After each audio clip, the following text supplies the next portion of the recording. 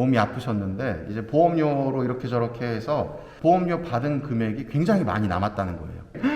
너무 잘 됐다고. 그래서 가고 봤더니 어딜 갔는지 아세요?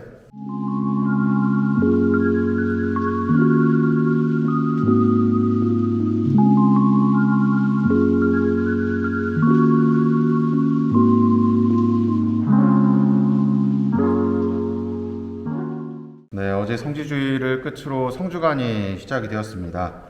성주간 월요일 오늘 복음 내용을 보면 요한복음의 내용이 나오게 되는데 우리가 잘 알고 있는 그 마르타와 마리아 그리고 라자로에 관련된 복음 중에 하나이죠. 오늘 복음 안에서 등장인물들이 한 4명, 5명 정도 등장을 하는데 그 중에서 가장 중요한 인물 둘을 뽑자면 누구일까요? 향유를 부은 마리아와 그리고 그 향유 붓는 것을 보고 저걸 가난한 사람들에게 나누어 주었다면 이라고 이야기했던 유다 이스카리옷, 이 두 인물이 주인공이라고 할 수가 있습니다. 그리고 이 사건을 통해서 이 복음서는 주고자 하는 메시지가 이제 예수님께서 이렇게 죽은 사람을 살리는 모습을 통해서 많은 사람들을 선교시켰다라는 것과 또한 자신이 죽고 나서 부활할 것을 미리 보여준 예표이기도 한 라자로, 그리고 이 수석 사제들과 바리사이들이 예수님과 예수님을 통해서 살아난 라자로를 보면서 얘네 둘을 다 살려놓으니 안 되겠다. 사람들이 자꾸 우리를 믿는 것이 아니라 그들을 믿는구나 해서 이 두 인물을 다 죽이려고 결의한 그런 내용들이 이제 결론으로 향해 나아가죠. 하지만 오늘 저는 이 두 인물, 마리아와 유다라는 인물을 통해서 좀 말씀을 드릴까 하는데요. 이 마리아라는 인물은 마르타와 마리아 복음에서 살펴보면 마르타는 어떤 현생에 바쁜 인물이고 마리아는 예수님의 발치에 앉아서 예수님의 말씀을 들었던, 이를 통해서 뭔가 예수님과 마리아라는 인물은 굉장히 요즘 말로 따지자면 MBTI가 맞았던 거죠. 서로 성향이 맞았던 거예요. 그러니 예수님이 말씀하시는 거 들어야지, 이분이 무슨 얘기 하시는구나 하면서 공감대가 형성되고 그 안에서 이 친밀함이 형성이 되었던 거죠. 그런데 그의 오빠였던 라자로가 죽게 되고 예수님께서 오셔서 같이 눈물도 흘려주고 또 나아가서 자신의 오빠를 살려주는 모습을 본 마리아는 어떤 감정을 느꼈을까? 이분이 참으로 메시아시구나 라고 하는 확신이 들었을 거예요. 그래서 오늘 그 어떤 감사의 의미로 이 마리아는 예수님에게 이 비싼 순 나르드 향유 한 리트라를 가져왔다고 이야기를 합니다. 오늘 매일미사 뒤에도 보면 나와 있기는 한데 한 리트라라고 하는 이 단위는 327ml를 뜻한대요. 따지자면 여러분들 우유팩 하나보다 조금 더 되는 거죠. 근데 이게 이렇게 얘기하면 되겠다. 이 뚱캔이라 그러는데 코카콜라 이렇게 뚱뚱한 거 음료수 그게 335L거든요. 그 정도 되는 양인 거죠. 그 정도 되는 향유가 얼마라고 이야기를 하고 있죠? 300데나리온. 우리가 잘 알고 있듯이 데나리온은 이 노동자의 하루 임금이다라고 이야기를 해요. 대충 계산하면 한 10만 원이다 라고 치면 얼마짜리인 거예요, 이 향유가? 3천만 원짜리인 거죠. 이 3천만 원짜리를 예수님의 발에 부으면서 자신의 머리카락으로 이걸 닦아주는 모습, 이 모습 안에는 굉장한 어떤 감사의 표시가 담겨져 있습니다. 또 성경적인 해석으로 이야기를 한다면 이제 돌아가시게 되는 분들에게 이러한 향유들을 이렇게 바르거든요. 왜냐하면 시체가 부패가 되니까 그 부패되는 향을 막으려고 향유를 이렇게 바르는데 다가올 예수님의 죽음을 예견한다라고도 이야기를 합니다. 하지만 이 마리아가 보이는 모습만을 살펴본다면 예수님의 몸에서 가장 낮은 곳에 있는 그리고 가장 더럽다고 할 수 있는 이 발을 몸소 닦아주죠. 발은 종들도 주인의 발을 닦지 않았다고 이야기를 합니다. 왜냐하면 너무 수치스러운 것이기 때문에. 하지만 마리아는 예수님의 발을 닦아드리는 것에서 끝나는 것이 아니라 자신의 머리카락으로 그것을 닦아드렸다고 이야기를 하죠. 매우 겸손된 표현이고 감사의 표현이고 또한 예수님을 사랑하는 그 마음을 담은 표현이라고 볼 수가 있습니다. 이 똑같은 모습을 보고서 유다는 이제 다른 생각을 하게 됩니다.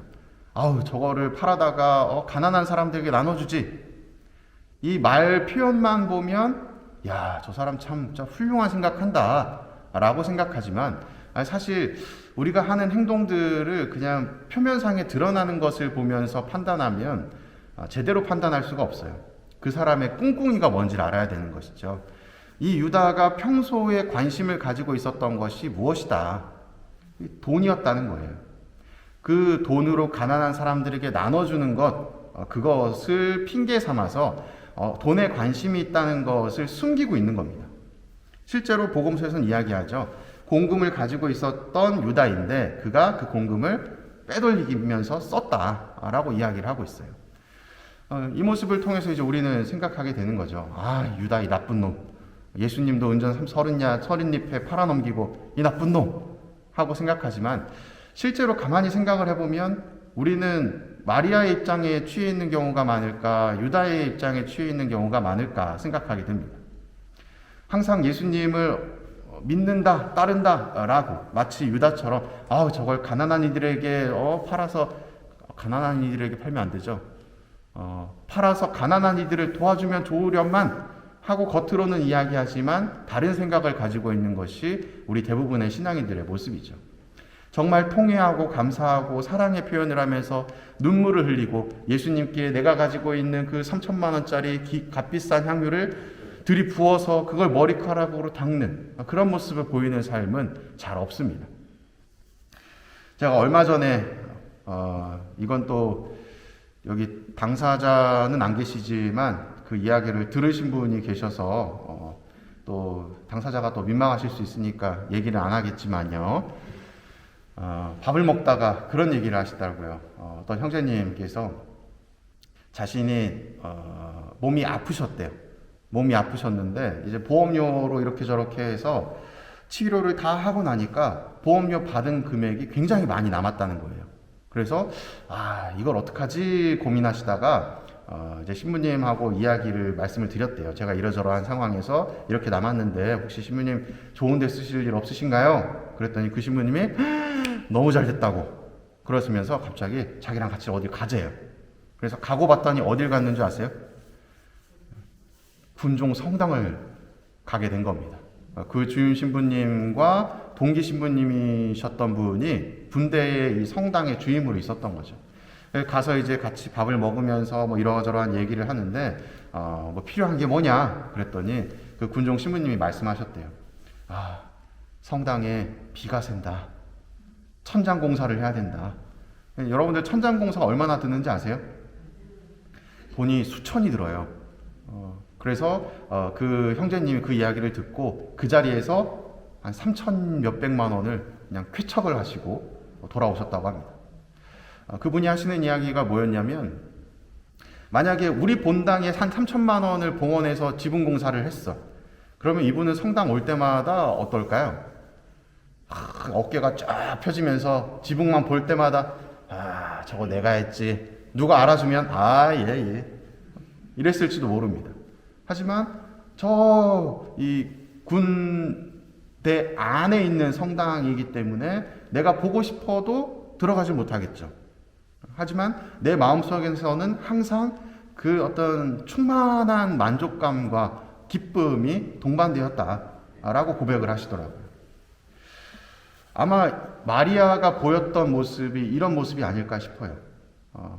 내가 비록 아팠고 그 아픈 상황 안에서 하느님께서 또 도움을 주셔서 치유도 잘 받으셨고 거기서 생긴 이 부수적인 재화들을 하느님께 봉헌하는 모습, 하느님의 일에 하느님의 사업에 봉헌하는 모습, 이 모습이 마치 마리아와 같지 않았나 하는 생각을 하게 됩니다.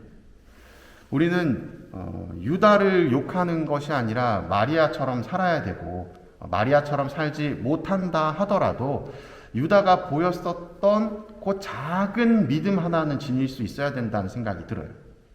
우리가 유다를 손가락질하지만 유다는 결국에는 회개를 했습니다. 마지막 순간에 하느님을 팔아넘긴 그 모습에 자기 자신을 자책하면서 하느님을 믿는다고 하면 해서는 안 되는 일을 하긴 했지만, 자신의 목숨을 내어놓았지만, 그렇다 하더라도 그 행위가 있기 전에 이미 하느님께 내가 잘못했다라고 하는 것을 인정한 것이죠. 그렇기 때문에 그런 행위까지 나아갔던 것이 아닌가 싶습니다. 우리도 마찬가지로 마리아와 같은 하느님께 대한 봉헌과 감사의 마음은 지니지 못한다 할지라도 유다가 지녔던 그 작은 부분, 회개하려고 했었던 모습, 그 모습만큼이라도 지닐 수 있다면 좋지 않을까 하는 생각이 듭니다. 성주간 잘 보내시고 여러분들 안에 항상 기쁨이 가득하시길 바랍니다. 사랑합니다.